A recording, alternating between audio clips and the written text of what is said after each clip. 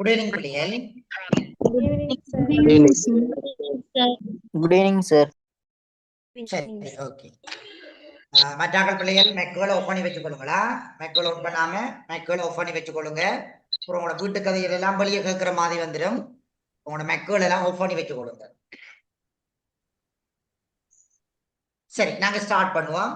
நாங்க இப்ப 2வது மாடல் பேப்பரினுடைய மார்னிங் கிளாஸும் பார்த்துறாங்க இல்லையா? இயற்கை அழுத்தங்கள் சம்பந்தப்பட்ட விஷயங்கள் நம்மளுடைய பேப்பர்கள் ஒரு எதிர்பார்ப்பு வினாவாக அமைய இருக்குது. அதன் அடிப்படையில எங்களுக்கு தெரியணும் இயற்கை அழுத்தங்கள் நிறைய இருக்குது. இதுல இடிமின்னல் என்றது மிக முக்கியமான ஒரு இயற்கை அழுத்தங்களாக வந்து பாத்தீங்கன்னு சொன்னால் எங்களோட சிலபஸ் அடிப்படையில வந்து பார்க்கப்படுகிறது. இதன் அடிப்படையில நாங்க முதலாவது கேள்வி வந்து பார்த்துட்டோம், 2வது கேள்விக்கு விடையை பார்த்துட்டோம், 3வது கேள்விக்கும் நாங்க பார்த்துட்டோம். அதே நேரத்துல வந்து பாத்தீங்கன்னா இப்ப நம்ம பார்க்க போறது வந்து பாத்தீங்கன்னா 4வது கேள்வி இல்லையா பிள்ளையா?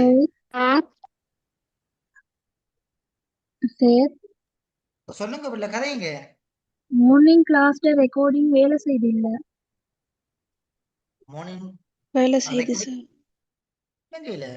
வேலை செய்து இல்லையா? எல்லாருக்கும் அதே போல பிள்ளைகள் இருக்குது. ஓகே, அது வந்து ஜூம்லனுடைய கிளவுட்ல வாரதால நீங்க ஜூம் ஒர்க் அப்டேட் பண்ணுங்க. ஜூம் அப்டேட் பண்ணாதான் சில டைம்ல உங்களுக்கு வேலை செய்யும். ஜூம் அடிக்கடி அப்டேட் பண்ற பிள்ளைகளுக்கு அந்த பிரச்சனைகள் வராது. சரி, ஓகே. இப்ப கவனிங்க, இதுல 3வது கேள்வி கவனிங்க. இடி மின்னல் இடர் அனர்த்தமாகும் 3 சந்தர்ப்பங்களை சுருக்கமாக விளக்குக. இந்த இடிமின்னல் என்ற ஒரு இடரானது அனர்த்தமாக மாறுகின்ற சந்தர்ப்பங்கள். சரி, எங்களுக்கு தெரியணும் இடிமின்னல் என்றது எங்களுக்கு வளமையான ஒரு இடர் தான். இடிமின்னல் என்றது எங்களுக்கு வளமையான ஒரு இடர். எங்களுக்கு எப்போது அனர்த்தமாக மாறும் என்று சொல்லி பார்த்தோம் என்று சொல்லி சொன்னால் வடிவ கவனிச்சு கொடுங்க. எப்ப எங்களுக்கு அது ஒரு அனர்த்தமாக மாறும் என்று சொல்லி பார்த்தீங்கன்றால் எங்களுக்கு பிரச்சனைகள் அல்லது பாதிப்புகளை ஏற்படுத்தும் என்று சொல்லி சொன்னால் அப்பதான் எங்களுக்கு அது அனர்த்தமாக மாறும் என்ற விஷயத்தை இங்க வடிவ ஞாபகம் வச்சுக் கொள்ள வேணும். எப்ப எங்களுக்கு அது அனர்த்தமாக மாறும், எங்களுக்கு பிரச்சனைகள் அல்லது எங்களுக்கு ஆபத்துக்கள் எங்களுக்கு எப்போ உருவாகுதோ அப்போதுதான் எங்களுக்கு என்ன செய்யும் என்று கேட்டீங்கன்றால் இந்த இடர் எங்களுக்கு அனர்த்தமாக எங்களுக்கு மாறும். இப்ப ஒரு உதாரணம் சொல்ற வடிவா கேட்டுக்கொள்ளுங்க. இப்ப இடிமின்னல் எங்களுக்கு வளமையாக நடக்கும். மழை பொழிகிற சந்தர்ப்பங்கள் எங்களுக்கு இடிமின்னல் நடக்கும். இப்ப இடிமின்னல் இடிச்சு மின்னிக்கொண்டு போனா எங்களுக்கு ஒரு பிரச்சனையும் இல்லை. இதெல்லாம் எங்களுக்கு ஒரு பிரச்சனையும் இல்லை. இப்ப ஒரு வயல்வெளியில் ஒரு ஆள் வேலை செய்து கொண்டிருக்கிறார். வயல்வெளியில் ஒரு ஆள் வேலை செய்து கொண்டிருக்கிறார். இப்ப அவருக்கு இடி தாக்கிட்டு அவருக்கு மேல ஒரு மின்னல் தாக்கி அவர் இறந்து போயிட்டார் வச்சுக்கொள்ளுங்க. அப்பதான் எங்களுக்கு அது அனர்த்தம். அது வரையிலும் எங்களுக்கு அது இடர். எப்ப அந்த மனிதன் வந்து அந்த மின்னல் தாக்கி இறந்தாலும் அப்போதுதான் நாங்க அதை சொல்லுவோம் வந்து அனர்த்தம் என்று சொல்லி சொல்லுவோம். அப்ப எங்களுக்கு தெரியும் ஒரு விஷயத்தை வடிவா கவனிச்சுக் கொள்ளுங்க. இந்த இயற்கையில நடக்கக்கூடிய அனைத்து நிகழ்வுகளும் எங்களுக்கு ஒரு இடராக அமையும். அது எங்களுக்கு எப்போது பாதிப்புகளை ஏற்படுத்துற சந்தர்ப்பமாக மாறுதோ அன்றுதான் அது எங்களுக்கு அனர்த்தமாக எங்களுக்கு மாறுது. அப்ப முதலாவது விஷயம் வந்து பாத்தீங்கன்னா இப்ப நம்ம இடிமின்னல் என்ற இடர் அனர்த்தமாக எந்தெந்த சந்தர்ப்பங்கள் எங்களுக்கு நடக்கும் என்றால் முதலாவது திறந்த வெளியில நிற்கிறது. இது மிக முக்கியமாக எங்களுக்கு அனர்த்தமாக மாறும். திறந்த வெளியில நிற்கிறது. மழை, அதாவது வந்து பாத்தீங்கன்னா நீர்நிலைகளை குளிக்கிறது. இடிமின்னல் ஏற்படுகிற சந்தர்ப்பங்கள்ல நீர்நிலைகள்ல குளிக்கிறது. இடிமின்னல் ஏற்படுற சந்தர்ப்பங்கள்ல தொலைத்தொடர்புகளை வந்து பயன்படுத்துறது. அடுத்தது இடிமின்னல் ஏற்படுற சந்தர்ப்பங்கள்ல மரங்களுக்கு கீழே போய் நிற்கிறது. சரிதானே? இப்படியான சந்தர்ப்பங்களால் எங்களுக்கு என்ன செய்யும் என்று கேட்டீங்கன்னால் இந்த இடிமின்னல் என்றது எங்களுக்கு அனர்த்தமாக எங்களுக்கு மாறும். சொல்ற விஷயம் தானே? ஒரு கன்செப்ட் பிடிச்சீங்கன்னால் அதை வச்சுக்கொண்டு மற்ற விஷயத்தை பத்தி யோசிக்க வேணும். இப்ப இதே இன்னொரு கேள்வியா வேற எதாவது வச்சுக்கொள்ளுங்க. பிரகாஷ் சொல்ல போறீங்க தம்பியா? பிரகாஷ் தான் சொல்ல போறீங்க. விட வெள்ளப்பெருக்கு எனும் இடரானது அனர்த்தமாக மாறுவதில் செல்வாக்கு செலுத்தும் 3 காரணிகளை குறிப்பிட்டு சுருக்கமாக விளக்கு என்ற ஒரு கேள்வி ஒன்று வருகிறது. சரிதானே? எப்படி எழுதுவீங்க பிரகாஷ்க்கு? பிரகாஷ், வெள்ளப்பெருக்கு எனும் இடரானது அடுத்த பேப்பர்ல தான் போட போறோம். வெள்ளப்பெருக்கு எனும் இடரானது அனர்த்தமாக மாறுவதில் செல்வாக்கு செலுத்தக்கூடிய காரணி. சொல்லுங்க. நதியின் இயற்கை பள்ளத்தாக்கில் நீர் நிரம்பி வழிந்து நதிப்போக்கில் ஓடுது. ஓகே, இப்ப அதுங்களுக்கு அந்த விஷயத்தை வடிவ கவனித்துக் கொள்ளுங்க. இப்ப நீங்க சொல்ற கேள்வி விட சரி, பிழைன்றதுக்கு இல்ல. அத கொஞ்சம் வலுத்திருத்தி சொல்ல வேணும். இப்ப எப்படி சொல்ல வேணும்? முறையற்ற வகையில அணைக்கட்டுகளை அமைக்கிறது. இப்ப நதி தேக்கம் அடைகின்ற அந்த அணைக்கட்டுகளை முறையற்ற வகையில் அமைக்கிறது. அதனால எங்களுக்கு என்ன செய்யும்? வெள்ளப்பெருக்கு ஏற்பட்டு எங்களுக்கு அனர்த்தமாக மாறும். வேற என்ன சொல்லலாம்?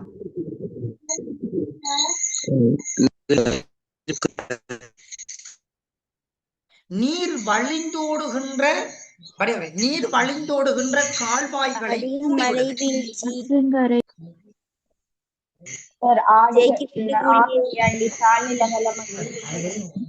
தாழ்நிலங்களை நிரப்புறது. தாழ் நிலங்களை நிரப்புறது. நீர் வழிந்தோடக்கூடிய கால்வாய்களை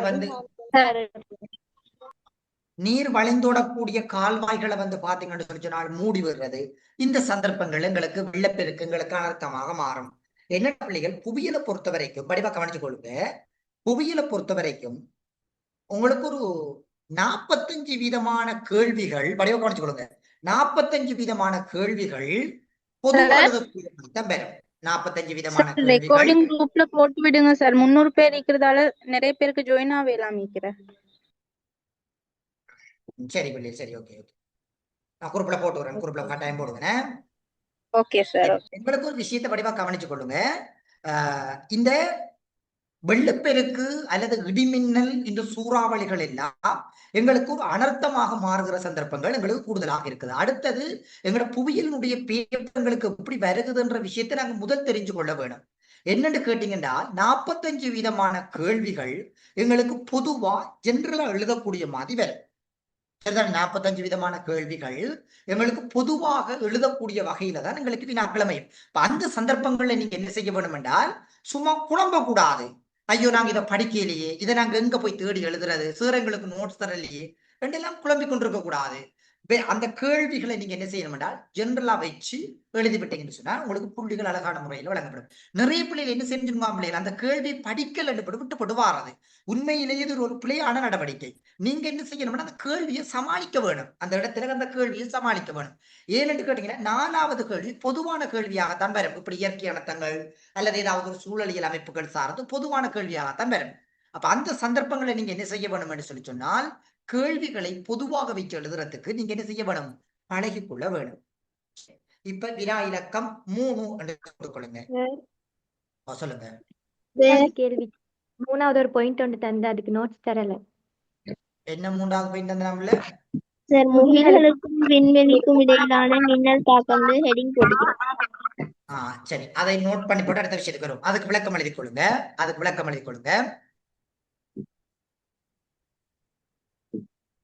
முகில்களுக்கிடையில் இடம்பெறுகின்ற மின்னலானது எழுதிக் கொள்ளுங்க. முகில்களுக்கிடையில் இடம்பெறுகின்ற மின்னலானது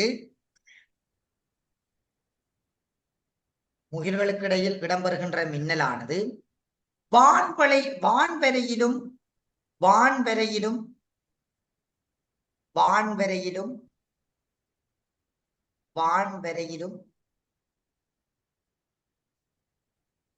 எடுத்துச் செல்லப்படும்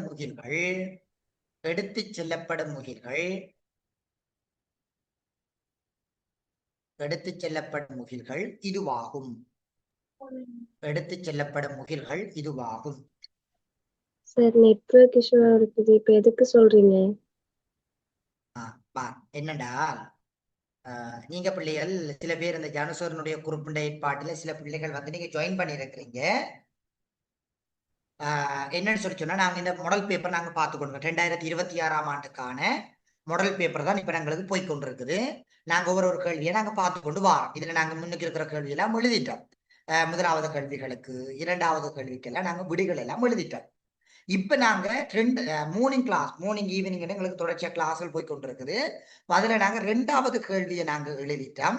அதுக்கு எங்களுக்கு தெரியும், நீங்க படிச்சிருப்பீங்க. மற்றாக்கள் இப்ப என்னட்ட வராம நீங்க வெளியில இருக்கிறார்கள், நீங்க படிச்சிருப்பீங்க. இடிமின்னலினுடைய வகைப்பாடுகள் எல்லாம் நீங்க படிச்சிருப்பீங்க. இப்ப அதுல 3வது இப்ப இடிமின்னலுடைய வகையும் 3 இருக்குது. ஒன்று பாத்தீங்கன்னா புவி மின்னல், முகில் மின்னல், முகில்களுக்கு அதாவது முகிலிருந்து விண் மின்னல் என்று சொல்லுவாங்க. முகில்களுக்கு விண்ணுக்கும் இடையில் இடம்பெறுகின்ற மின்னல் தாக்கங்கள் என்று சொல்லுவாங்க. அதுல அந்த 3வது மின்னல் வகைக்குத்தான் இப்ப நான் விளக்கம் கொடுத்து கொண்டு இருக்கிறேன். சரிதான், நீங்க அதுக்கு எழுதாதீங்க. 4வது கேள்விக்கு எழுதுங்க. சரிதான், நீங்க 3வது கேள்விக்கு 2வது கேள்விக்கு எழுதாம 3வது கேள்விக்கு எழுதுங்க. சொல்லும் போது அதை கேட்டுக்கொண்டிருங்க. எழுதிக் கொள்ளுங்க, தொடர்ச்சி எழுதிக் கொள்ளுங்க. இத்தகைய முகில்களினால் பாதிப்புகள் ஏற்படுதல் குறைவாகும். இத்தகைய முகில்களினால் பாதிப்புகள் ஏற்படுதல் குறைவாகும். இத்தகைய முகில்களினால் பாதிப்புகள் ஏற்படுதல் குறைவாகும். இவை தொடர்ச்சி எழுதுங்க. இவை விண்வெளியில் அதிகம் இடம்பெறும் முகில் வகையாக உள்ளது. இவை விண்வெளியில் அதிகம் இடம்பெறும் முகில் வகையாக உள்ளது.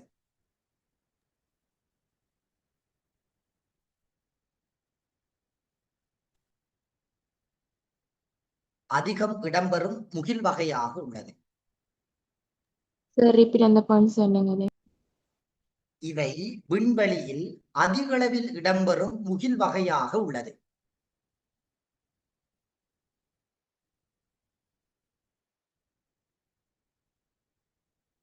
தொடர்ச்சி எழுதுங்க. இத்தகைய மின்னல் தாக்கங்கள் இடம்பெறும் சந்தர்ப்பத்தில்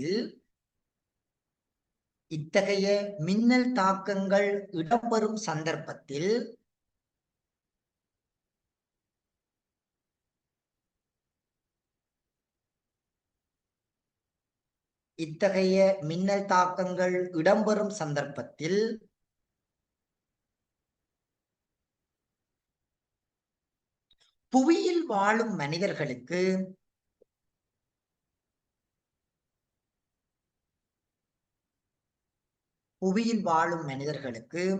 பாரிய சத்தம் மாத்திரமே கிடைக்கிறது. என்னடா பிள்ளைகள், நீங்க அந்த என்னோட கிளாஸுக்கு வராதாக்கள், உங்களுக்கு அது உங்களோட டீச்சர்ஸ் கைட்ல நோட்டா இருக்காது. அந்த முகில்களினுடைய வகைப்பாடுகளுக்குரிய நோட்டுகள் இருக்காது. அதை நீங்க என்ன செய்ய வேணும், நீங்க கிளாஸுக்கு போற டீச்சர்ஸ் மாதிரி அல்லது உங்களோட டீச்சர்கிட்ட கேட்டு அதுக்குரிய விஷயங்களை எழுதி படிச்சு கொள்ளுங்க. சரிதானே? என்னோட டீச்சர்ஸ் கைட் அதுக்குரிய விளக்கங்கள் எல்லாம் இல்லையா? அதுக்கான நீங்க நினைக்க கூடாது அந்த வகைப்பாடுகள் எல்லாம் வராதுதானே அப்படின்னு எல்லாம் நினைக்க கூடாது. சில வேளைகள்ல போடலாம், உங்களுடைய கேள்வி பேப்பர்கள்ல போடலாம். வாழும் மனிதர்களுக்கு பாரிய சத்தங்கள் மாத்திரமே கேட்கப்படுகிறது. பாரிய சத்தங்கள் மாத்திரமே கேட்கப்படுகிறது.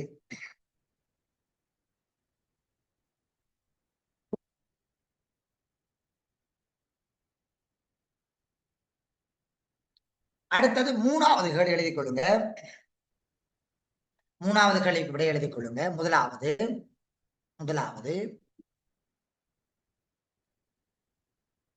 இடிமின்னல் தாக்கங்களின் போது நீர்நிலைகளில் குளித்தல். இடிமின்னல் தாக்கங்களின் போது நீர்நிலைகளில் குளித்தல்.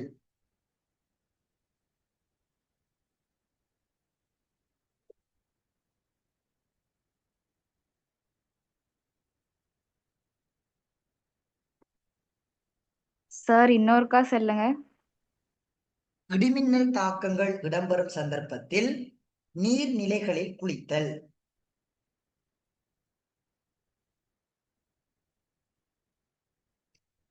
இடிமின்னல் தாக்கங்கள் இடம்பெறும் சந்தர்ப்பத்தில் நீர்நிலைகளில் குளித்தல். அதுக்கு விளக்கம் எழுதிக் கொள்ளுங்க.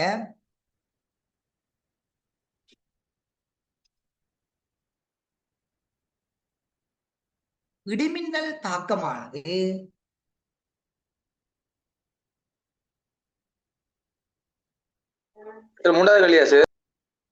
மூணாவது கலைக்குரிய விளக்கம். இப்ப தந்தத்துக்குரிய விளக்கத்தை எழுதிக் கொள்ளுங்க. அதுக்குரிய விளக்கம், இடிமின்னல் தாக்கமானது நீர்நிலைகளிலேயே அதிகம் இடம்பெறுகிறது. இடிமின்னல் தாக்கமானது நீர்நிலைகளிலேயே அதிகம் இடம்பெறுகின்றது.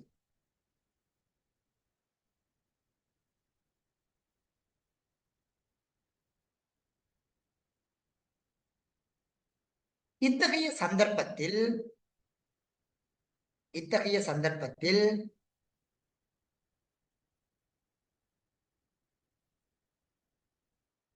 நீர்நிலைகளில் குளிக்கின்ற பொழுது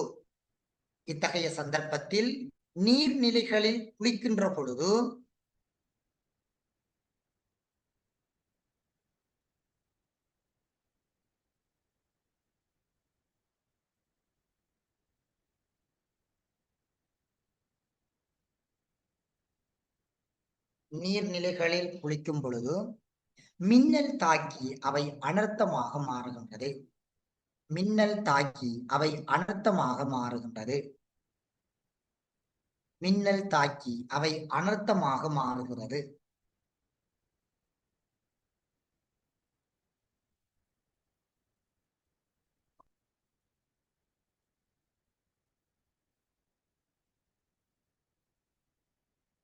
அனர்த்தமாக மாறுகிறது. உலகில் தொடர்ச்சியாக உலகில் அதிகளவான பாதிப்புகள் நீர்நிலைகளில் மின்னல் தாக்கி இடம்பெறுகின்றது. உலகில் அதிகளவான பாதிப்புகள் நீர்நிலைகளில் மின்னல் தாக்கியே இடம்பெறுகின்றது.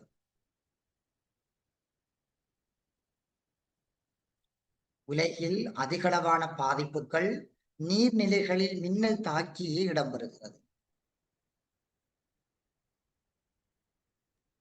ஜென்ரலா எழுதினா சரின்னு சார். மின்னல் தாக்கியே இடம்பெறுகிறது. ஒரு கோடு விட்டு 2வது பாயிண்டா எழுதிக் கொள்ளுங்க. ஒரு கோடு விட்டு 2வது பாயிண்டா எழுதிக் கொள்ளுங்க. ஒரு கோடு விட்டு 2வது பாயிண்டா எழுதிக் கொள்ளுங்க. திறந்த வெளிகளில் நிற்றல். 2வது கொடுங்க. திறந்த வெளிகளில் நிற்றல்.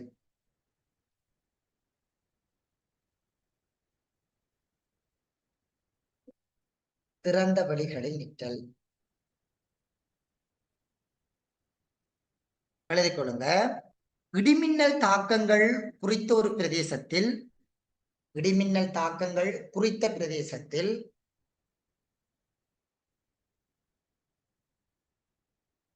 இடிமின்னல் தாக்கங்கள் குறித்த பிரதேசத்தில் அதிக அளவில் இடம்பெறும் சந்தர்ப்பத்தில்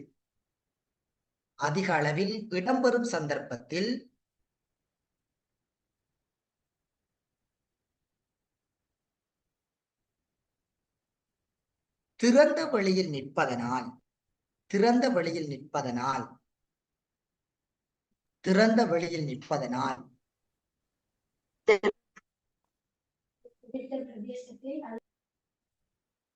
குறித்த பிரதேசத்தில் இடிமின்னல் தாக்கங்கள் இடம்பெறும் சந்தர்ப்பத்தில் திறந்த வெளியில் நிற்பதனால்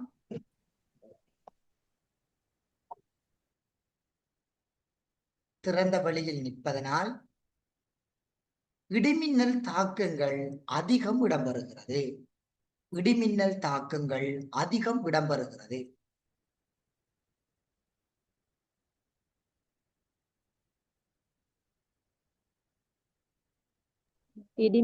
தாக்கம் அதிக அளவில் இடம்பெறுகிறது.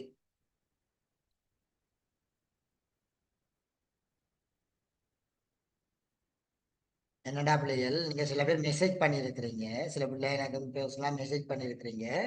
ஒரு விஷயத்தை சொல்ற பிள்ளைகள் வடிவா நான் சொல்ற விஷயத்த யதார்த்தமான விஷயத்தை சொல்ற வடிவா கேளுங்க. இந்த இலவசம் என்ற விஷயங்களுக்கு பின்னுக்கு முடிஞ்ச வரைக்கும் போறதை குறைச்சு கொள்ளுங்க. எந்த ஒரு விஷயமா இருந்தாலும் சரிதான். இலவசம் என்றதுக்கு பின்னுக்கு தயவு செய்து போகாதீங்க. ஏன்னு கேட்டீங்கன்னால், இப்ப உதாரணமா உங்களுக்கு ஒரு வருத்தம் வருதுன்னு வச்சு கொள்ளுங்களேன். நீங்க பிரைவேட்டா போனா உங்களுக்கு வருத்தம் விடுமா, அல்லது கவர்மெண்ட் ஹாஸ்பிட்டலுக்கு போனா வருத்தம் விடுமா, அந்தன்றதை நீங்க ஒரு கணம் இருந்து யோசிச்சு பாருங்க. அதுக்கப்புறம் உங்களுக்கு இலவசமா காசான்றது விளங்கும். ஏனென்றால் இப்ப நீங்க வாழ்ந்து கொண்டிருக்கக்கூடிய இந்த காலப்பகுதி முக்கியமாக நான் எல்லாரும் சேர்ந்துதான் நாங்க பல்தேசிய கம்பெனிட்டு எங்கள்ட நாங்க தாரை வார்த்தை கொடுத்துட்டோம். குறிப்பா சொல்ல போனோம் என்றால் பிரைவேட் எல்லாமே பிரைவேட்டா போனா மட்டும்தான் எங்களோட வேலைப்பாடுகள் நடக்கும் என்ற நிலைப்பாடுகள் இன்றைக்கு எங்கட நாடு மட்டுமில்லை, உலக நாடு முழுதும் அப்படித்தான் இருக்குது. சரிதானே? இப்ப நீங்க உதாரணமா ஒரு மாப்பட்டி வாங்கும் போது இலவசமாக தேயிலை பேக்கெட் தொடர்ச்சியாக வரும்ன்றது நிக்க கூடாது. ஒருத்தன் மாப்பட்டியுடன் சேர்த்து ஒரு தேயிலை பேக்கெட்டை உங்களுக்கு இலவசமா தாரான்னு சொல்லி சொன்னால் உங்கள்கிட்ட இன்னும் மேலதிகமாக இதுவும் உங்கள்கிட்ட இருந்து பறிக்க போறான்னு அர்த்தம். நீங்க அந்த மாப்பட்டியை வாங்காம விடுறது மிகப்பெரிய ஒரு கெட்டிக்காரத்தனம். சரிதானே? நிறைய பேருக்கு அந்த இலவசத்தில் இருக்கக்கூடிய பாதிப்புகள் விளங்குறது இல்லை. இது முக்கியமான பிரச்சனை. தயவு செய்து இலவசத்துக்கு பின்னுக்கு போகாதீங்க. இலவசம் உங்களை அழிக்கக்கூடிய ஒரு முக்கியமான ஒரு ஆயுதம். சரிதானே? அதுக்காண்டி என்னன்னு சொல்றது, இலவசத்தை அந்த கிடைக்கிற டைம்ல எடுக்கப்படும். எப்பயுமே உங்களுக்கு இலவசம் கிடைக்கும் என்று நீங்க எதிர்பார்க்க கூடாது. அது உண்மையிலே பிழை. ஏன்னா நீங்க படிக்கிற காலங்கள்ல இருந்து அதை கூட மாற்றிக்கொள்ளுங்க. சரிதான். இன்றைக்கு டிட்வா சூறாவளி ஏற்பட்டது. உங்க எல்லாருக்கும் படிவா தெரிஞ்சிருக்கும். 2025ஆம் ஆண்டு நிறைய பிள்ளைகள் என்ன செஞ்சாங்கன்னு கேட்டீங்கன்னா, என்னோட ஜூம்ல படித்த பிள்ளைகளுக்கு நான் கிளாஸ் விட இல்லை, கண்டினியூவா படிச்சு கொண்டே போனேன். நான் என்னோட 2025ஆம் ஆண்டு படிச்சாங்களும் தெரிஞ்சிருக்கும். எல்லாரும் கேட்டு, சார் நீங்க திரும்பி இருக்காங்களே கிளாஸை போட்டு ஸ்டார்ட் பண்ணுங்க சார், எனக்கு மறந்து போயிட்டு சார் எல்லாருக்கும், திருப்பி ஒருக்கா கிளாஸை ஸ்டார்ட் பண்ணுங்கன்னு சொல்லி நான் திரும்பவும் அதற்கு என்ன கிளாஸ்ல ஸ்டார்ட் பண்ணி அதுகளுக்கு எல்லாத்துக்கும் திரும்பவும் படிப்பிச்சு விட்டேன். நல்ல ரிசல்ட் எடுத்திருந்தாங்க, எல்லாருமே நல்ல ரிசல்ட் எடுத்திருந்தாங்க. திருப்பி நான் ரிவிஷன் மாதிரி பண்ணிவிட்டேன். மினிஸ்ட்ரி பேப்பர்களை கொஞ்சம் விளங்கப்படுத்தி விட்டேன். பேப்பர் தான் செய்ய போறேன், மினிஸ்ட்ரி பேப்பர் விளங்கப்படுத்தி விட்டேன். அப்ப இதுல இருந்து ஒரு விஷயத்தை படிப்பாக ஞாபகம் வச்சு கொள்ளுங்க. இந்த ஸ்கூலை நம்பி கொண்டு வந்த பிள்ளைகளுக்கு திருப்பி ஸ்கூலுக்கு போக வேண்டிய சிச்சுவேஷன் ஏற்பட இல்லை. நான் பார்த்தேன், ஸ்கூலை நம்பி கொண்டு வந்த பிள்ளை நிறைய பிள்ளைகளுக்கு நல்ல ரிசல்ட் வரவே இல்லை. 2025ஆம் ஆண்டு எங்கெங்கட இடங்கள்ல எல்லாம் நிறைய பிள்ளைகளால பாதிக்கப்பட்டதுகள், அதுக்குரிய சரியான ஒரு தீர்வு முன்வைக்கப்பட இல்லை. இதுல பாதிக்கப்பட்டிருந்தது அந்த பிள்ளைகள் தான். காசு இருந்த பிள்ளைகள் கல்வியை பெற்றுக் கொண்டு போச்சுவாள், இல்லாத பிள்ளைகள் நடுத்தரவில் நின்றுச்சுவாள். இதுதான் நடந்தது. நான் இது எங்கட பிள்ளைகளுக்கு நான் அடிக்கடி சொல்ற விஷயங்கள் இது. அப்ப அதனால ஒரு விஷயத்தை வடிவம் ஞாபகம் கொடுங்க. இலவச மன்றத்துக்கு பின்னுக்கு போகாதீங்க, உங்களை அழிச்சு போட்டுரும். அது எந்த ஒரு விஷயமா இருந்தாலும் சரிதான். நீங்க சாப்பிடுற உணவில இருந்து சரிதானே, நீங்க அன்றாடம் பயன்படுத்துகின்ற சேவைகளாக இருக்கட்டும், எல்லா விஷயத்திலையும் நீங்க காசு கொடுத்தா மட்டும்தான் பிள்ளைகள் எந்த ஒரு விஷயமும் நடக்கும். அத நீங்க வடிவா இந்த படிக்கிற காலங்கள்ல இருந்து, இளமை காலங்கள்ல இருந்து அந்த விஷயத்தை பழகி கொள்ளுங்க. இன்றைக்கு நீங்க பாருங்களேன், வேலையற்ற பட்டதாரிமார்களுடைய எண்ணிக்கை அதிகம்.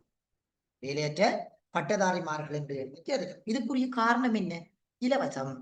இலவச கல்வி, CWG கண்ணங்காரவால கொண்டு வரப்பட்ட இலவச கல்வியால எல்லாரும் இலவசத்தின் அடிப்படையில படிச்சு இலவசமாக யூனிவர்சிட்டிக்கு போனதால எங்களுக்கு இலவசமாக வேலை வாய்ப்பு தாங்க சொல்லி கேட்டதுதான் இன்னைக்கு பிரச்சனை. கொடுக்க இல்லை, அரசாங்கம் கொடுக்க இல்லை.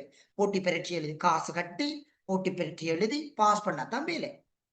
அப்போ உங்களோட வேலை எடுக்கிறதுக்கு காசு தான் கட்ட வேணும். யாராவது ஒரு ஆள் வந்து நிறுவீங்க வாபம், இப்பத்திய சிச்சுவேஷன்ல நீங்க இலவசமான முறையில வேலை எடுக்க முடியுமன்றதை என்னட்டு நிறுவீங்க வாபம், நிரூபிக்க மாட்டீங்க.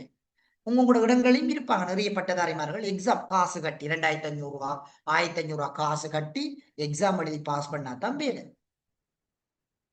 பிள்ளைகள் திரும்ப திரும்ப சொல்றேன் நான். அப்ப அதனால அந்த இலவசங்களை கூடுதலாக நம்பாதீங்க, அதைத்தான் நான் சொல்லுவேன். சரிதானே? ஓகே, விஷயத்துக்குள்ள வரும். அடுத்த கேள்வி எழுதி கொடுங்க. அடுத்தது இந்த செமினாரையும் பத்தி ஒருக்கா இன்ஃபார்ம் பண்ணி விடுவோம் சார். செமினார் விஷயத்தையும் சொல்லி விடுங்க சார். என்னன்னு சொன்னா, ஜானு புவியல் கற்கை குரூப்பால தொடர்ச்சியா வந்து செமினார் வந்து நடக்கப்படுறது. இப்ப அது ஊடாக உங்களோட பெரும்பாலும் சில ஸ்கூல்ல வந்து தவணை 1 தொடக்கம் 5 தவணைகள் வந்து எக்ஸாம் வந்து நடந்திருக்கு.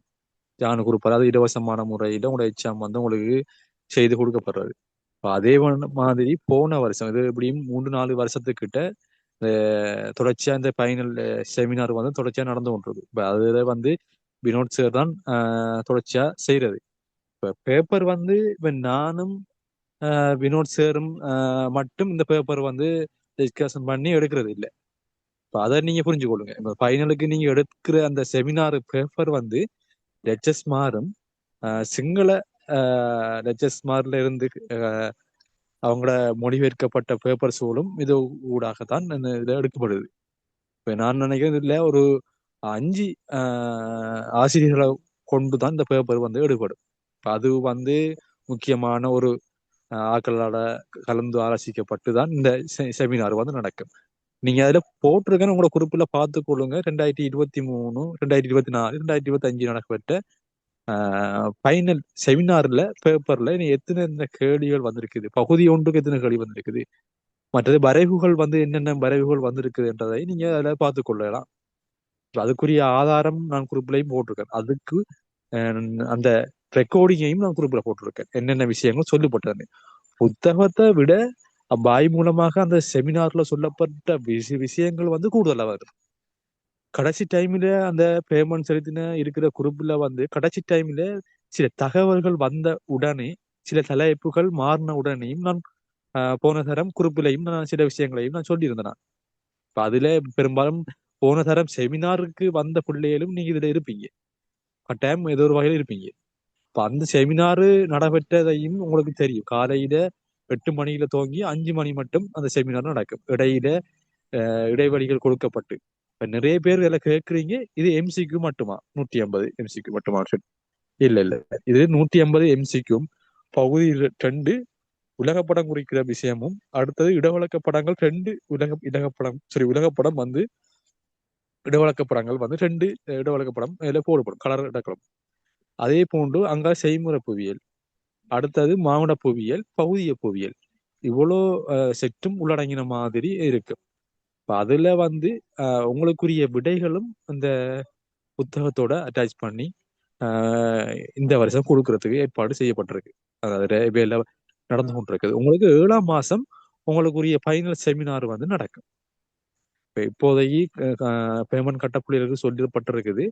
30ஆம் தேதிக்குள்ள பேமெண்ட் கட்டுற பிள்ளைகளுக்கு அந்த புத்தகம் வந்து நாங்க வந்து அதுக்குரிய எம்பலப்போலாம் உங்களுக்கு ரெடி பண்ணி அந்த அட்ரஸ் கேட்டவாறு எம்பலப்போ ரெடி பண்ணி அடிச்சு அதை புக்கா அடிக்க கொடுத்து அந்த புக்கு ரிஜிஸ்டர் போஸ்ட்ல வந்து உங்களுக்கு வீட்டுக்கு அனுப்பப்படும்.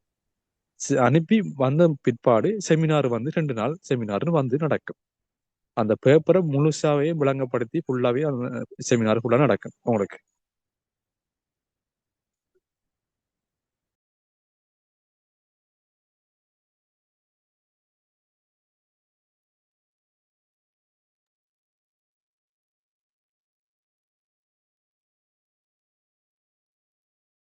சரி, ஓகே பிள்ளைகள். இப்ப சார் சொன்னதை நான் ஷோர்ட்டா சொல்லி வர்றேன், வடிவா கேளுங்க. சார் சொன்ன விஷயங்களை சிம்பிளா ஷோர்ட்டா சொல்லி வர்றேன்.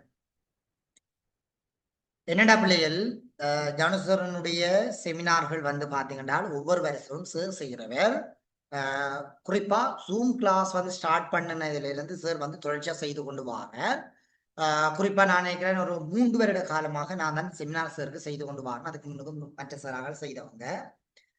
இப்ப இந்த 3 வருஷம் செய்யற செமினார்கள் எப்படின்னு கேட்டீங்கன்னா, குறிப்பாக சில ஆசிரியர்களினுடைய ஆலோசனையின் பேர்ல வரக்கூடிய பகுதிகளை முக்கியத்துவப்படுத்தித்தான் அந்த பேப்பர்கள் வந்து அந்த டியூட் வந்து செய்யப்பட்டது. இதுக்கு முன்னுக்கு நடந்த அந்த டியூட்ல வந்து பாத்தீங்கன்னா சார் வந்து விடைகள் வந்து கொடுக்க இல்லை. கொடுத்து இப்ப என்னட்ட சார் சொல்லுவார், எப்படி விளங்கப்படுத்தணும், என்ன படிப்பிக்கணும்னு சொல்லி சொல்லுவார். நான் பிள்ளைகளுக்கு அதை பத்தி தெளிவுபடுத்தி விடுறேன்.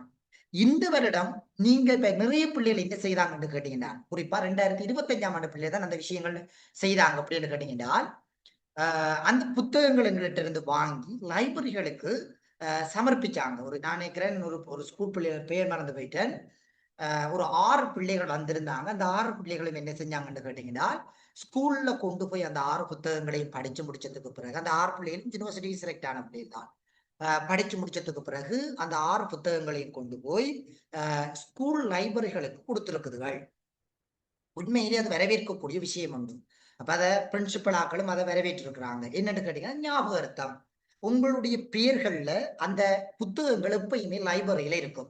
ஒவ்வொரு பிள்ளையும் வந்து உங்களுடைய புத்தகங்களை எடுத்து படிக்கிற சந்தர்ப்பங்கள்ல மறைமுகமான நன்மைகள் உங்களுக்கு கிடைச்சு கொண்டே இருக்கும்.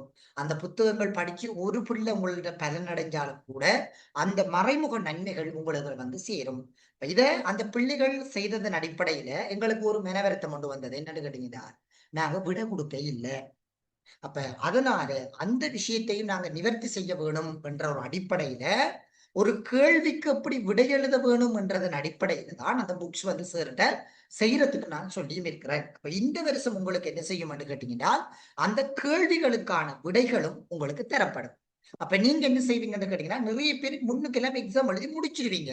ஜியோகிராபி படிக்கிறதுக்கு உங்களுக்கு 15-10 நாள் எல்லாம் உங்களுக்கு எப்பொண்டு வரும். அந்த டைம்ல நீங்க சேர்ற புக்ஸ் எடுத்துட்டு வடிவாயிருந்து படிச்சு கொள்ள முடியும் உங்களால. அதுக்குரிய விடைகளும் இருக்கும், வினாக்களும் இருக்கும். எதிர்பார்ப்பு ரீதியில படிச்சு அந்த அலைகளை படிச்சு உங்களால செய்து கொள்ளக்கூடிய மாதிரி இருக்கும். நீங்க படிச்சு எக்ஸாம் எல்லாம் எழுதி முடிச்சதுக்கு பிறகு அந்த புத்தகத்துல உங்களோட பேர்களை போட்டுட்டு நீங்க அந்த புத்தகத்தை கொண்டு போய் உங்களோட லைப்ரரியில கொண்டு போய் நீங்க கொடுத்து விட்டீங்கன்னா, காலாகாலத்துக்கும் அந்த புத்தகங்கள் உங்களுடைய லைப்ரரிகள்ல இருந்து கொண்டு இருக்கும். சரிதானே? இதுதான் நிறைய பிள்ளைகள் செய்து கொண்டிருக்கிறாங்க. அதனாலதான் நாங்க அதை புக்ஸா கொடுக்கறதுக்குரிய பிரதான காரணம். இதை நீங்க எல்லாரும் விளங்கியிருப்பீங்கன்னு சொல்லி நான் நினைக்கிறேன். சரிதான்? என்ன நிறைய பேர் கேட்டீங்க, PDF தர மாட்டீங்களா சார் அப்படின்னு.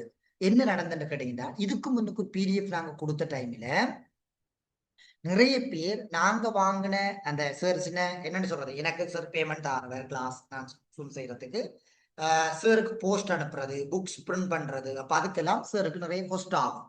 அதனால அந்த விஷயங்களுக்கெல்லாம் போய் முடிய என்ன செஞ்சாங்கன்னா சில பேர் அந்த புக்ஸ்கள் எடுத்து பிள்ளைகளுக்கு சாரினுடைய அனுமதி இல்லாம செமினார்கள் செய்திருக்கிறாங்க அந்த பிடிஎஃப் எடுத்து. அது உண்மையிலேயே ஒரு மனவருத்தமான விஷயம். சார் சில கஷ்டப்பட்ட செய்யற விஷயங்களை சில பேர் இலகுவான முறையில செய்து கொண்டு போறாங்க. அது மிச்ச பிரயோசனம் இல்லாம போகுது. அது உதாசீனப்படுத்தக்கூடிய சந்தர்ப்பங்களும் கூடுதலா போனது. அதாலதான் சார் புக்ஸா உங்களுக்கு திறந்திருக்கிறார். இதுக்கு முன்னுக்கு நிறைய புக்ஸ்கள் நிறைய பிள்ளைகள் எல்லாம் எடுத்திருப்பாங்க. அவங்கள்ட்ட போய் கேட்டு பாருங்க என்ன மாதிரி பிரிப்ப நீங்க ஒரு விஷயத்துல பாருங்கன்னா மற்ற உங்களுக்கு முன்னுக்கு இருக்கிறவங்கிட்ட போய் கேட்க வேணும். இப்ப நான் வினோட் சார்ட்ட படிக்கிறேன்னா இல்லம்மா, வினோட் சார்ட்ட படிச்சா ஏத்திரச்சித்தியில் எடுக்க முடியுமா, வினோட் சார்ட்ட படிச்சா விளங்குதா உங்களுக்கு என்றதுகளை கேட்டுத்தான் பெற வேணும். புறம் இந்த மார்க்கெட்ல போயிட்டு சூத்த கத்திரிக்காய் வாங்கிட்டு வர மாதிரி வாங்கி வரக்கூடாது. சரியான ஒரு ஆளை தெரிவு செஞ்சு போனாங்கன்னா தான் உங்களோட வாழ்க்கையும் ஒளிமயமா இருக்கும். சும்மா போய் எல்லார்ட்டையும் போய் படிக்கிறேன்னு போய் படிக்கிறீங்க சொல்ற விஷயம் தானே. அப்ப அந்த விஷயத்துல எப்பயுமே அவதானமாக இருங்க. சார் சொன்னதுக்கு நாங்க சில விஷயங்களை சொல்லியிருக்கேன். அதுல எப்பயுமே வடிவ குறிக்கோளா இருந்து படிச்சீங்கன்னா நிச்சயமாக நல்ல ரிசல்ட் உங்களால எடுக்க முடியும். அடுத்து சில பேர் மெசேஜ் பண்ணிருக்கிறீங்க இந்த பேப்பர் கிளாஸ்ல. என்னடா பிள்ளைகள் பேப்பர் கிளாஸ் போய் கொண்டுதான் இருக்குது. 3வது மாடல் பேப்பர் கிளாஸ்ல நாங்க ஸ்டார்ட் பண்ண போறோம். நான் பொதுவாக 10 மாடல் பேப்பர் ஒவ்வொரு பெச்சாக்களுக்கும் நான் செய்யறேன். சரிதானே? ஒவ்வொரு பெச்சாக்களுக்கும் 10 மாடல் பேப்பர்கள் நான் வலிமையா செய்யறேன். அப்ப அந்த 10 மாடல் பேப்பர்களும் நான் ஒவ்வொரு பெச்சுக்கும் செய்து கொண்டு வரேன். இறுதியாக இந்த 10 மாடல் பேப்பர் முடிஞ்சதுக்கு அப்புறம் நான் ஜானசர்ட்ட கொடுக்குறேன். ஏனென்றால் அது இன்னொரு பெச்சாக்களுக்கு அல்லது இன்னொரு பிள்ளைகளுக்கு பிரியோசனமே இருக்க மாட்டேன். நான் நிறைய பேர் இந்த 2024ஆம் ஆண்டு மாடல் பேப்பர் வச்சிருப்பீங்க, 2025ஆம் ஆண்டு வச்சிருப்பீங்க. அது பழசு, அந்த பிள்ளைகளுக்கு எதிர்பார்ப்பு ரீதியாக செய்யறது. இது உங்களோட பெச்சாக்களுக்கு நான் எதிர்பார்ப்பு ரீதியாக செய்யற மாடல் பேப்பர். சரிதானே? நான் சில பேப்பர்களும் சாருக்கு அனுப்பியும் விட்டிருக்கிறேன். அதையும் எடுத்து ஒருக்கா செய்து பாருங்க. நிறைய பேப்பர் செய்யுங்க. இது புவியியலுக்கு மட்டும் நான் சொல்ல இல்லை, நீங்க எடுக்கிற எல்லா பாடங்களுக்கும் பேப்பர் செய்யுங்க. இதுக்கு பிறகு தியரிகள் எடுத்துட்டு படிச்சு கொண்டு திருக்காதீங்க. பிழை, நீங்க அப்படி ஒரு சிஸ்டமேட்டிக்ல போனீங்கன்னா பிழையா போய் கொண்டுறீங்கன்னு அர்த்தம். நிறைய பேப்பர் செய்யத்தான் உங்களுக்கு அந்த கேள்விகளினுடைய முறைகள் உங்களுக்கு தெரிஞ்சு கொண்டு வரும். இப்ப நம்ம இடிமின்னல் படிக்கிறோம்னா இடிமின்னல் என்றா என்ன, இயற்கை அழுத்தம் என்றா என்னன்ற விஷயத்தை நீங்க படிப்பீங்க. படிச்சு போட்டு இதை செய்து பார்க்கும்போது அந்த பகுதியும் உங்களுக்கு கிளியர் ஆகி இந்த வினாவுக்கு எப்படி விடை எழுதணும் என்ற முறையும் உங்களுக்கு தெரிய வேண்டி வரும். சொல்ற விஷயம் விளங்குதானே? அப்ப அதனால அந்த விஷயத்தை கவனமா கொண்டு வடிவ படிச்சு கொடுங்க. இன்னும் உங்களுக்கு இருக்க போற காலங்கள் என்னவோ வடிவ எண்ணி பாத்தீங்கன்னா ஒரு 56 நாள் இருக்குது இன்னும் நீங்க படிக்கிறதுக்கு. இன்னும் உங்களுக்கு இருக்கக்கூடியது இன்னும் 56 நாட்கள் மாத்திரம் இருக்குது.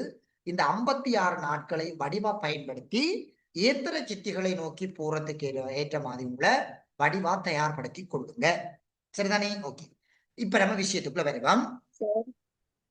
எதுல பிள்ளை நம்ம கடைசியா விட்டு நாம தர்மிகா திறந்த வழி. திறந்த வெளியில் நிற்றல் புரட்சி எழுதி கொடுங்க. இல்ல சார், அதுக்கு நோட்ஸ் தந்துட்டேன். அடுத்த பாயிண்ட் நோட்ஸ் தர இல்லையா? தந்துட்டேன் சார். அடுத்த பாயிண்ட். அடுத்தது எழுதி கொள்ளுங்க. அடுத்த ஒரு பாயிண்ட் எழுதி கொள்ளுங்க. அடுத்த ஒரு பாயிண்டா, இடிமின்னலின் போது தொலைத்தொடர்பு சாதனங்களை பயன்படுத்து.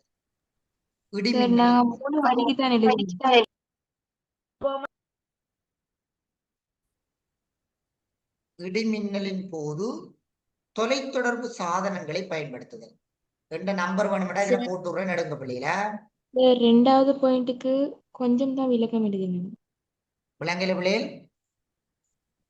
2வது பாயிண்ட்டுக்கு கொஞ்சம் தான் விளக்கம் எழுதினேன். அதைத்தான் சொல்றேன். இது கடைசியா தந்த நான் சொல்லி கேட்டேன். நான் என்ன கடைசி பாயிண்ட் என்ன எழுதியிருக்கிறான் ஒருக்கா வாசிங்க சார். அப்ப அதை ஃபுல்லா இடிமின்னல் தாக்கங்கள் குறித்த பிரதேசத்தில் அதிக அளவில் இடம்பெறும் வேளையில் திறந்த வெளியில் நிற்பதனால் இடிமின்னல் தாக்கங்கள் அதிக அளவில் இடம்பெறுகின்றன. இது இது தொடர்ச்சியாளர். இது மனிதர்களை தாக்கும் போது அனர்த்தமாக மாறுகிறது. இது மனிதர்களை தாக்கும் போது அனர்த்தமாக மாறுகிறது. இது மனிதர்களை தாக்கும் போது அனர்த்தமாக மாறிவிடுகிறது.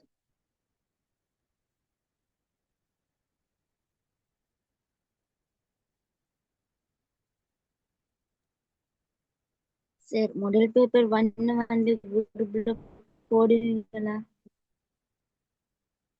பாருங்க கடைசியா கேட்கிறேன், இதை முடிச்சு போட்டு பாருங்க. உதாரணமாக உதாரணமாக வயல்வேலிகளில் ஈடுபடுவோர் உதாரணமாக வயல்வேலிகளில் ஈடுபடுவோர் உதாரணமாக வயல்வேலிகளில் ஈடுபடுவோர் திறந்த வெளியில் நிற்கின்ற பொழுது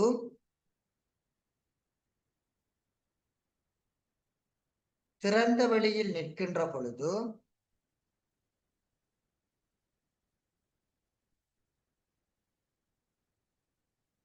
இடிமின்னல் தாக்கங்கள் ஏற்பட்டு இடிமின்னல் தாக்கங்கள் ஏற்பட்டு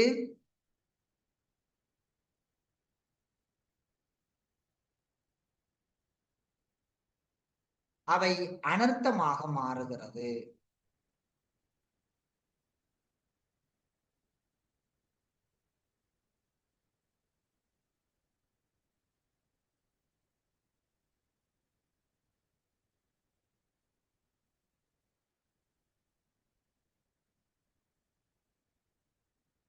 அனர்த்தமாக மாறுகிறது.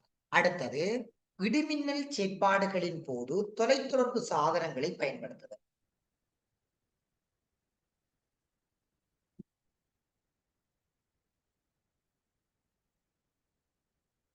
அடுத்த பாயிண்டா?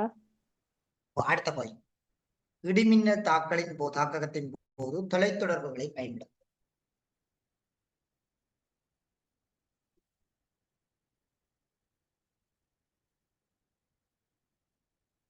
எழுதிக் கொள்ளுங்க. இடிமின்னல் தாக்கங்கள் அதிக அளவில் இடம்பெறுகின்ற சந்தர்ப்பத்தில்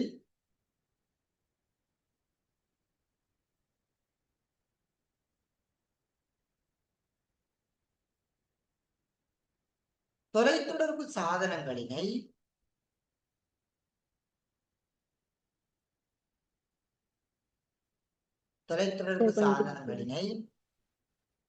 சார் கொஞ்சம் மரா சொல்லுங்க. இடிமின்னல் தாக்கங்கள் இடம்பெறும் சந்தர்ப்பத்தில்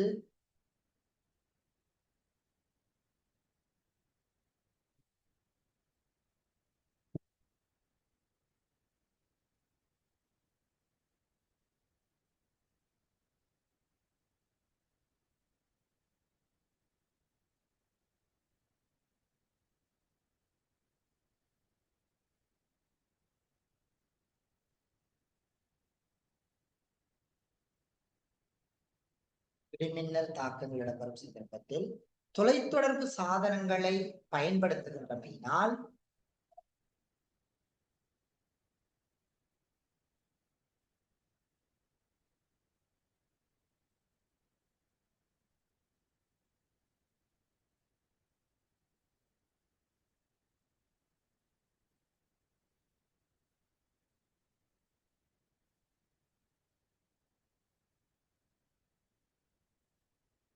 தொலைத்தொடர்பு சாதனங்களை பயன்படுத்துவதனால்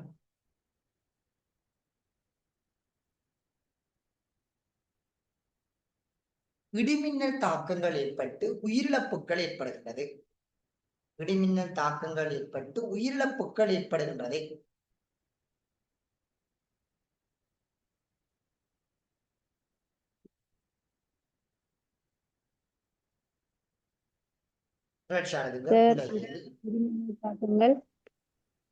தாக்கங்கள் ஏற்படுகிறது. உலகில்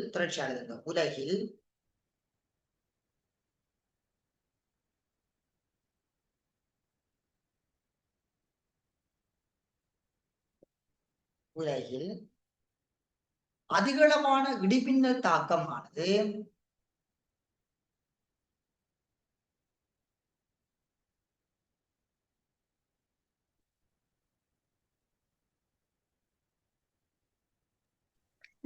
உலகில் அதிகளவான இடிமின்னல் தாக்கமானது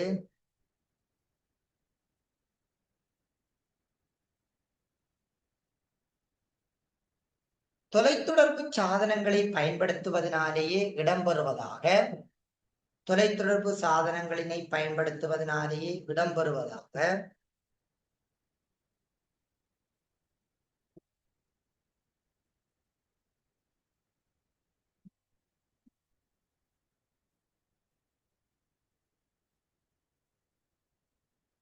தொலைத்தொடர்பு சாதனங்களினை பயன்படுத்துவதால் இடம்பெறுவதாக கூறப்படுகின்றது.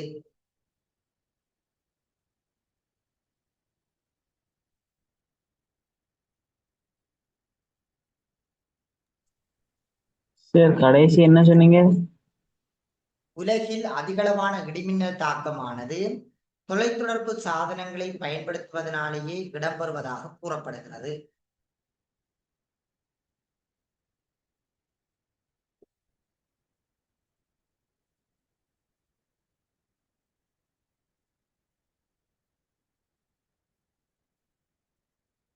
தொலைத்தொடர்பு சாதனங்களை பயன்படுத்துவதனாலேயே இடம்பெறுவதாக கூறப்படுகிறது.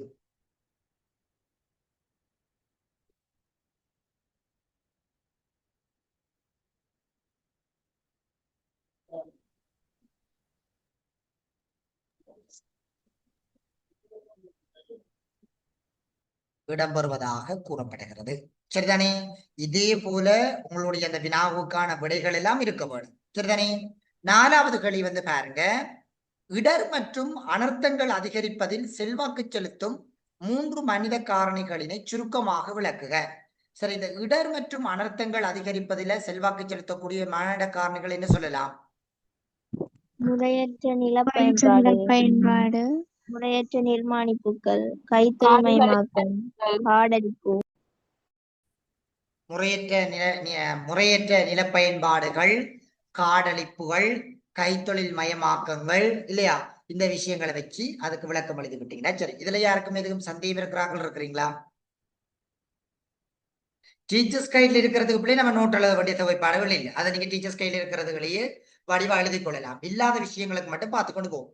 இதுக்கு டீச்சர்ஸ் கையில விடை இருக்கிறத பார்த்து அந்த கேள்விகளை விடைகள் எழுதி கொள்ளுங்க. எழுதுறது மட்டுமில்ல, அதை தொடர்ச்சியாகவும் படிச்சு கொள்ளுங்க. சரிதானே?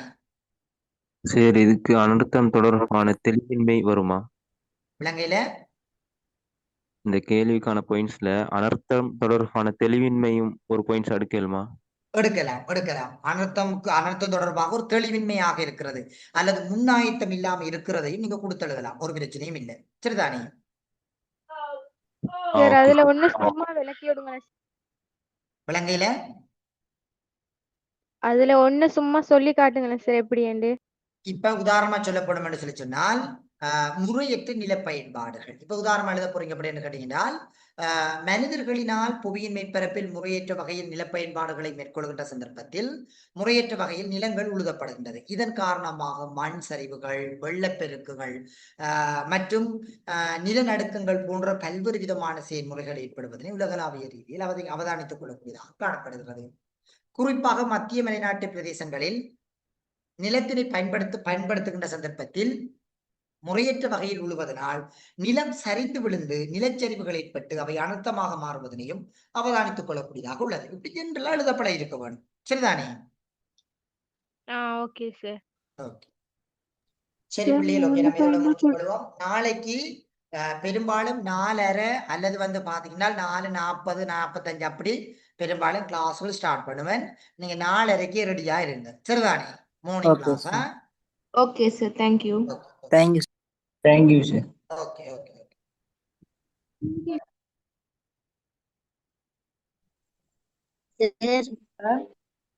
சொல்லுங்க.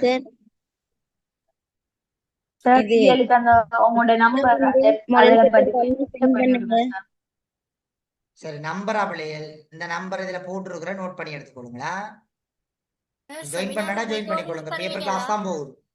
இந்த இருக்குது 075 250 288 4. சார், செமினார் ரெக்கார்டிங்ஸ் தருவீங்களா? ரெக்கார்டிங் பெரும்பாலும் கொடுப்பேன். அந்த கிளாஸ் வர பிள்ளைகளுக்கு ரெக்கார்டிங் கடைசியில கொடுத்து விடுவோம். அதுக்கு அனுசரிட்டா கேட்க வேணும், ஒரு கணக்கு கேட்டுது அப்படின்னா சொல்லிடுவேன். ஓகே சார், குரூப்ல போடுங்க சார். சார் நம்பர் கொஞ்சம் சொல்றீங்களா? இந்த நம்பர் தான் 075 250 288 4. சார் குரூப்ல வந்து மாடல் பேப்பர் 1 போட்டுருக்கோங்க. நம்மளோட கிளாஸுக்கு பே பண்ணி நீங்க எந்த குரூப்ல இருக்கறாங்களா? திருப்பி இருக்க ஷா பண்ணிமுறேன். அதுக்குரிய விடைகளும் அதுக்குள்ள விடையும் அக்ஷயா எழுதி போட்டிருந்தது. அதுக்குரிய விடையும் அக்ஷயா எழுதி ஃபுல்லா போட்டிருந்தது PDF ஆக்கி. திருப்பி அதை நான் ஷேர் பண்ணி விடுறேன் பாருங்க. சரிதானே? Okay sir. Okay okay okay sir சரி அதை 2 குரூப்லயும் போட்டுடுங்க. சரி சரி ஓகே